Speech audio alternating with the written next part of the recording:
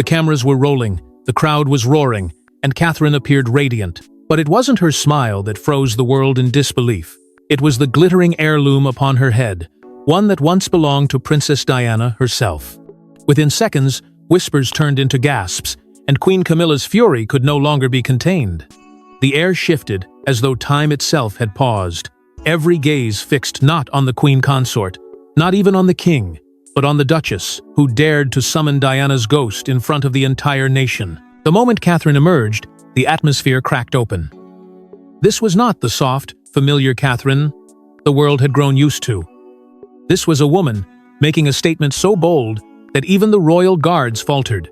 The jewel shimmered under the lights like a crown stolen from history, each sparkle piercing through decades of silence and grief. The crowd's reaction was instant gasps, layered over gasps, voices trembling with awe. Some clutched their chests in disbelief. Others raised their phones to immortalize the moment. It was as though Diana herself had returned, alive in spirit, standing defiant against those who had once tried to erase her legacy. But this was no coincidence, no careless choice. For years, whispers had circled within the palace walls. There existed one piece of Diana's collection that was forbidden. Hidden, protected, and whispered about in hushed tones, it was the heirloom that symbolized her defiance, her strength, her refusal to bow. They said it would never grace another head, unless chosen by Charles's true queen. And yet, here it was, gleaming proudly upon Catherine, in direct defiance of Camilla's reign. Camilla's face betrayed everything. Her composure shattered, her lips trembled as she whispered furiously to Charles, her body rigid with a fury she could not disguise. For years, she had endured comparisons, living in Diana's shadow. But this was humiliation, dragged into the light for the world to see. The cameras captured every twitch, every strained glance, every whispered word between monarch and consort. And though Charles tried to mask his unease, the crack in the foundation of the monarchy was now undeniable. To the public, Catherine's choice was more than a fashion statement. It was a declaration, silent yet deafening. The heirloom carried the weight of a crown unclaimed, a destiny unfulfilled, and a promise that Diana's memory would never be buried. It wasn't jewelry anymore, it was a symbol of rebellion, of inheritance, of the people's queen returning in a new form. The roar of approval that followed Catherine as she walked only deepened the wound for Camilla. For every cheer was not simply for Catherine, but for Diana's legacy reclaimed. And in that charged moment, something irreversible took place. Catherine was no longer merely the supportive wife of the future king. She had stepped into the role of Diana's successor, claiming before millions the crown of hearts that Camilla could never touch. The palace might have seen it as a trespass, but the people saw it as justice. A shift had begun, not in whispers, but in thunder, and the monarchy would never again be the same. And yet, to understand why this single appearance drove Camilla into madness, we must rewind the clock and uncover the dark secrets hidden inside this glittering jewel. They called it Diana's crown, in everything but name. Passed from hand to hand in whispers, it carried the weight of sorrow, betrayal, and unfulfilled dreams. But it wasn't meant to resurface, at least not like this. For decades, the jewel sat buried in silence, its brilliance locked away behind vault doors, hidden from a world that once adored it. Yet even in the shadows, its legend only grew stronger, transforming into a symbol of everything Diana represented and everything she was denied. This was no ordinary heirloom. To the courtiers who watched Diana wield it, the piece was remembered as her treasured weapon, the ornament she chose during moments when words alone could not express her defiance. Every time it graced her presence, it became a silent act of resistance, a glittering reminder that she would not be silenced or diminished. It was there when she stood at her most radiant, refusing to let betrayal define her. It was there when she turned from Charles and Camilla's shadow, commanding the attention of the world with grace that could not be ignored. Each sparkle of its stones burned as an unspoken message. Diana may have been wounded, but she would never be erased. And then, as quickly as it dazzled, it vanished. In the aftermath of Diana's tragic passing, the heirloom slipped from public view. There were no auctions, no tributes, no grand displays. It was swallowed by the vaults of the monarchy, hidden under layers of secrecy. Whispers grew louder. Had it been locked away forever? Was it too powerful, too dangerous, too to allow another woman to wear it? A pact, they said, had been made in the dim corridors of the palace. The jewel would never again crown another head unless history itself demanded it. To bring it out lightly would be to awaken ghosts best left undisturbed. No one feared that ghost more than Camilla. For her, the very thought of the jewel's re-emergence was a nightmare she could not confront. It was Diana's weapon, Diana's shield, Diana's silent crown. To see it alive again in the public eye would be to summon back everything she had tried to suppress. The judgment, the comparisons, the reminder that no matter her title, Diana's presence still loomed larger than her own. The jewel carried a curse for Camilla, one she could never escape. A curse that reminded the world she was not the people's queen, only the woman who came after. And so, year after year, it remained locked away. But in the minds of the people, it never faded. The belief lingered that whoever next dared to wear it would be more than adorned. They would be anointed. Diana's heir, not by blood alone, but by spirit, would be chosen at that moment. And the crown of hearts would pass from the woman who embodied compassion and tragedy to the one who had the courage to continue her legacy. So, when Catherine stepped out, crowned in its brilliance, the clash of past and present ignited a firestorm Camilla could no longer ignore. Catherine said nothing, but her silence was deafening. Every angle, every photograph screamed with unspoken words, "Diana's crown lives on through me." She did not need a speech or a gesture, for the jewel itself carried the message louder than any proclamation. In that moment, Catherine became more than a royal figure attending an engagement. She became a living reminder of Diana's unfinished story.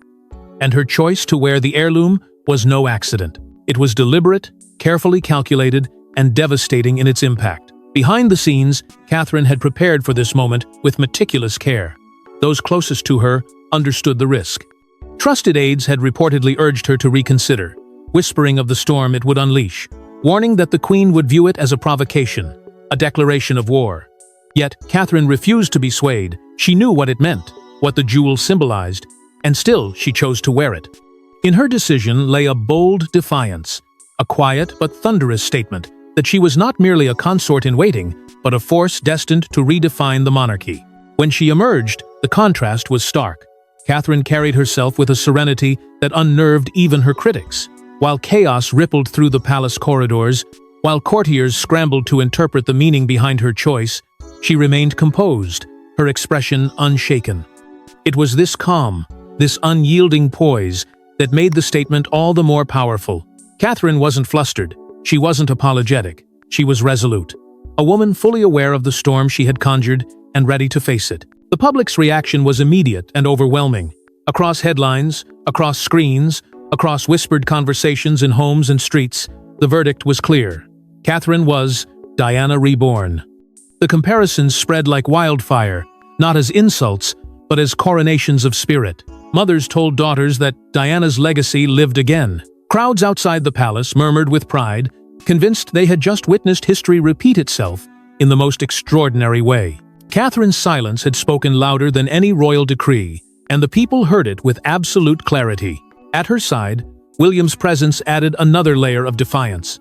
He did not pull her back, did not shield her from the storm, did not attempt to explain away her choice. Instead, his quiet support became a shield in itself. Standing beside his wife, William's refusal to intervene was a message in its own right. Catherine's decision was his decision. Her act was their act. For the first time in years, the couple appeared not as passive participants in tradition, but as architects of a future where Diana's legacy lived through them. The palace could spin it as an oversight, call it coincidence, or dismiss it as a fashion choice, but the world was not fooled. This was no accident. Catherine's move was a power play, a statement of authority that transcended titles and hierarchy. By wearing the heirloom, she had not only stepped into Diana's shadow, but claimed the light that once belonged to her. And in doing so, she had forced the monarchy into a reckoning it could not escape. But if Catherine's quiet defiance won the people's hearts, Camilla's reaction threatened to tear the monarchy apart from within. She couldn't contain it. Cameras caught her stiff jaw, her trembling hands, the whispered words to Charles that left him pale. For Camilla, this wasn't Catherine's victory. It was her ultimate humiliation. All her life within the palace had been a struggle to silence the ghost of Diana, to step out from the shadow of a woman who had captivated the world. But here it was again. thrown back into her face in the most public and merciless fashion imaginable. Catherine hadn't just worn a jewel, she had resurrected a ghost, and the message was unmistakable. Diana's crown would never belong to Camilla. The fury was visible to everyone who dared glance in her direction. Lip readers caught the fragments of her frantic whispers to Charles, words sharp enough to slice through the noise of the event. Witnesses swore they saw her jaw clench, her eyes flashing with rage as she muttered bitterly, "How dare she?" It was a scene impossible to disguise, impossible to spin. Even Charles, usually so controlled in moments of tension, looked rattled, caught between the woman he had chosen as his queen and the future queen chosen by destiny. His silence said everything. Behind the grandeur of the reception that followed, the storm only intensified. Camilla's mask cracked, and in front of stunned staff, she broke into tears before storming out of the private room, her heels echoing like thunder in the corridors. For years, she had fought to be accepted, to reshape her image, to convince the world that she had earned her place by the king's side. But one jewel, one glittering symbol of Diana's memory, had undone it all in a single moment. Catherine had not just claimed Diana's legacy, she had shattered Camilla's illusion of authority. Staff who had served the royal household for decades whispered of what they overheard that night. Camilla's furious voice carried down the halls, laced with venom and desperation. "She's mocking me with Diana's ghost!" she reportedly cried, her words echoing the fear that had haunted her from the very beginning. To her, Catherine's choice wasn't merely inappropriate, it was a personal attack, a calculated move to remind the world that Camilla could never, and would never, replace Diana in the hearts of the people. And the whispers spread like wildfire, not just among the staff but across the palace corridors.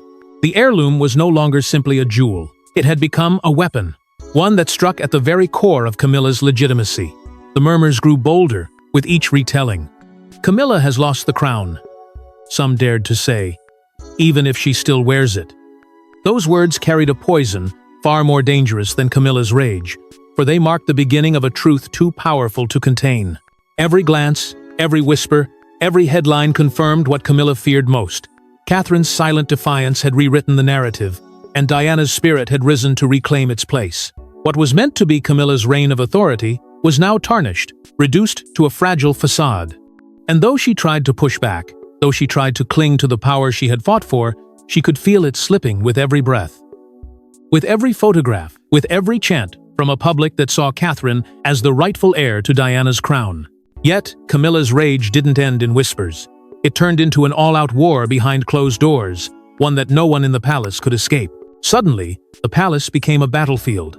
Lines were drawn, whispers sharpened into daggers, and Diana's heirloom became the flag of rebellion.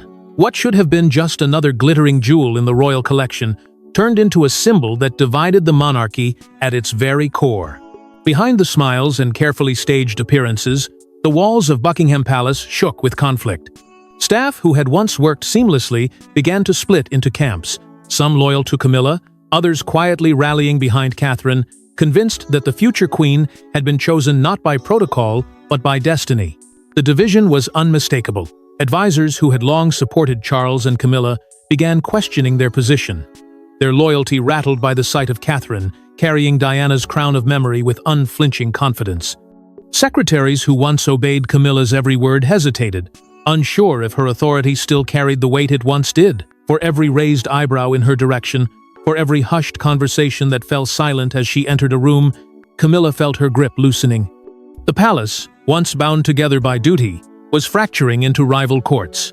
At the center of it all stood Charles, a king paralyzed, torn between his duty to support his wife and his awareness of the tidal wave of support gathering around Catherine. He found himself unable to act. To defend Camilla openly would mean defying the people's will. To ignore her pain would mean betraying the woman he had fought so hard to legitimize. So he did what Charles had so often done before he hesitated. His silence became louder than any words, and in that silence, Catherine's influence only grew stronger. William, however, did not hesitate. Where Charles faltered, the future king stepped forward. His defense of Catherine was unwavering, his words framing her decision not as rebellion, but as fate. He reminded those closest to him that the monarchy was nothing without the people, and the people had spoken. Catherine's act was not an insult, but a coronation, one that echoed the love once poured upon his mother. William's stance emboldened his wife's supporters, transforming whispers of admiration into a chorus of loyalty. And then there was Anne. The Princess Royal, known for her blunt resolve, was rumored to have quietly aligned herself with Catherine. To Anne, Diana's legacy was sacred, and the sight of her heirloom resurrected did not spark outrage, but recognition. For years, she had watched her brother's indecision weaken the crown, and now she saw in Catherine a force that could restore what had been lost. Her discreet but steady presence by Catherine's side fueled speculation that even within the bloodline, the scales of power were tipping away from Camilla. Beyond the palace gates, the heirloom became the subject of relentless gossip in Parliament and the press. Headlines declared the monarchy divided, with commentators openly questioning whether Camilla's reign was crumbling before it had truly begun. In hushed tones, members of Parliament referred to her position as fragile, held not by the strength of the people's love, but by the brittle thread of Charles's loyalty. Across the world, international media replayed the images of Catherine crowned in Diana's spirit, fueling the perception that the late princess had returned through her daughter-in-law. And so it grew, the belief that Diana herself had re-entered the monarchy. Not through Charles, not through Camilla, but through Catherine, the silent successor chosen by fate. Each glance at the jewel, each retelling of the night it resurfaced, reinforced the idea that Diana's ghost had returned to haunt those who had once wronged her, and to crown the woman who carried her legacy forward. But behind all the politics and whispered alliances lay something far darker, a secret Charles had tried to bury for decades. He watched Catherine wear the jewel, and for the first time, Charles couldn't breathe. It was as if Diana's eyes were staring straight into his soul. The glitter of the heirloom, once hidden away in silence, now burned before him like a living reminder of everything he had lost, everything he had betrayed, and everything he could never escape. To the crowd, it was a triumph, a moment of renewal. But to Charles, it was torment. Every sparkle of the stone was a voice from the past, whispering of guilt, of wounds never healed, of a truth he had tried desperately to bury. Even the cameras caught it. His forced smile, his shallow nods, the vacant distance in his eyes all betrayed the storm raging within. Observers noted the stiffness of his posture, the way his gaze shifted from Catherine's jewel to the ground, as though unable to confront the legacy that stared back at him.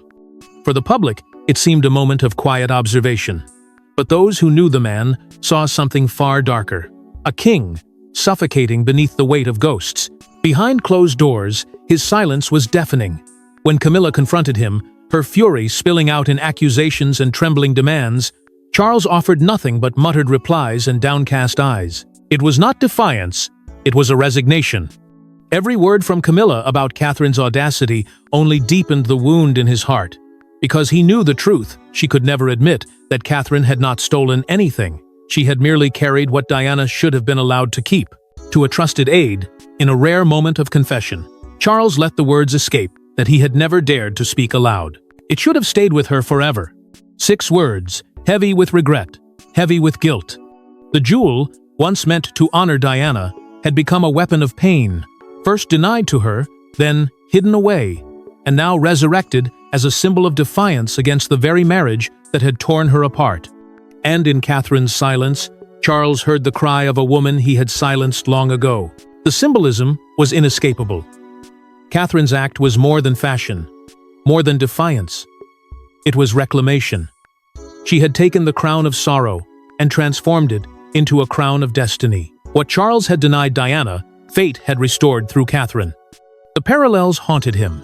A young woman adored by the people, stepping into a role larger than life itself, wielding not words, but presence. And once again, he stood powerless to stop it. History was repeating itself, and Charles was trapped between the shadows of 2 women, one gone but never forgotten, and one rising as her successor before the eyes of the world. He realized then that it was not just Camilla who had lost something that night. He too had lost control of the narrative. The monarchy he once hoped to steady was now slipping into Catherine's hands, and he could feel Diana's presence guiding it there. The ghost of the past was no longer lingering in the corners. It was standing proudly in the light, crowned upon Catherine's head, and no decree could banish it again. If Charles was haunted by the past, Catherine was already stepping into the future, and the heirloom was her crown of destiny. Overnight, the headlines changed everything. Catherine crowned by Diana's spirit. The world had spoken. and no decree from Charles or Camilla could silence it. What had begun as a single, silent act, the decision to wear the heirloom long thought forbidden, erupted into a tidal wave that neither palace protocol nor carefully crafted press releases could contain.